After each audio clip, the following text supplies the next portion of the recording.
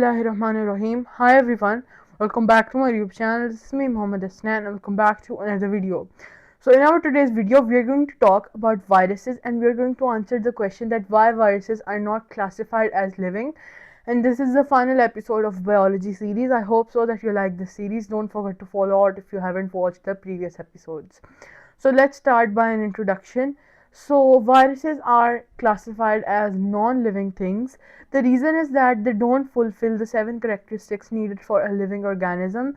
This means that they don't respire, they don't reproduce, they don't move independently. They are always dependent on a host, for example, animals, to reproduce. They can only reproduce when they get inside a host, for example animal, humans, and they can only respire when they get inside a body. Now let's discuss the topic in detail. So firstly, viruses don't fulfill the seven characteristics of a living organisms, and all viruses are pathogens. This means they cause diseases in the body. Now, like all, not all bacteria were pathogens and not all fungi are pathogens. Some of them are helpful. Viruses in this case are all pathogens. They all cause disease. They all are bad. For example, influenza virus is a virus that causes flu. Now, viruses like bacteria, they are also microscopic and they cause human diseases.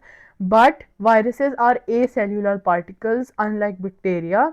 This means that they are made up of living cells, like plants and animals are, consisting instead of a central core of either DNA or RNA. Now, viruses also lack the properties of living things. They have no energy metabolism. They don't have metabolic reactions. They do not grow. They produce no waste products unless they are in a human body, and they do not respond to stimuli, means they have no sensitivity.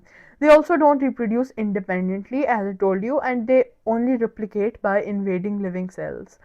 Now, viruses are always surrounded by a coat of protein. Now there are four main types of viruses, and those viruses are helical. As you can see, it has a helical shape, and an example is tobacco mosaic virus. These are long shaped viruses. And the second type is polyhedral. From the name itself we can understand that it is like a polygon, and example is Aden virus. So it has DNA, it has a capsomere and a glycoprotein. Now the third type is spherical. As you can see, it's just round shaped. An example is influenza virus, the seasonal flu virus, or even COVID-19 is one example of spherical virus. It also has glycoprotein, a membranous envelope, RNA, and capsid. Now the fourth one is complex viruses, as it has a complex structure as well. Example is bacteriophage. It has a head, it has a tail, it has a tail fiber, and also DNA. Now let's discuss the basic structure of a virus and the components which a virus has. So firstly, a virus has envelope protein around its the main virus cell. Then it has a nucleocapsid or a capsid. Then inside is the viral genome.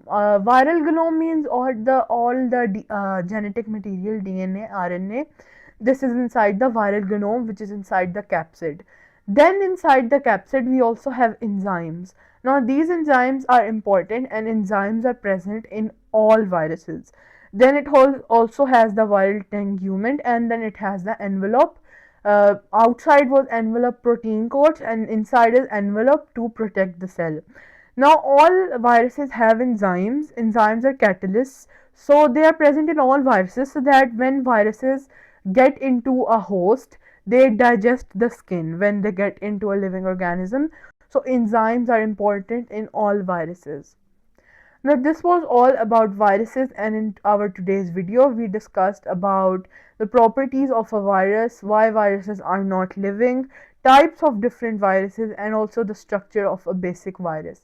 I hope so that you find this video fun and factual. Don't forget to like this video, subscribe my channel so that you can get further informative videos, press the bell icon, also share this video with your family and friends. Thanks for watching.